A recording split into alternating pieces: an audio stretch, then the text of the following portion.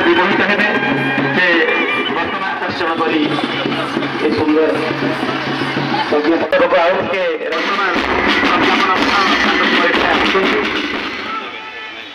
ओडिशा मान्यवर विद्यालय और गण शिक्षा मंत्री श्रीयुक्त नित्यानंद गंडा महोदय सारा देश एक गौरव कथा संविधान मुखबंधे जहाँ लिखाई आज आम गर्वित कर We the people of India having solemnly resolved to constitute India into sovereign, socialist,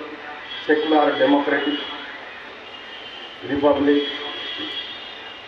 एभली भाव आज संविधान मुखबंधे लिखाई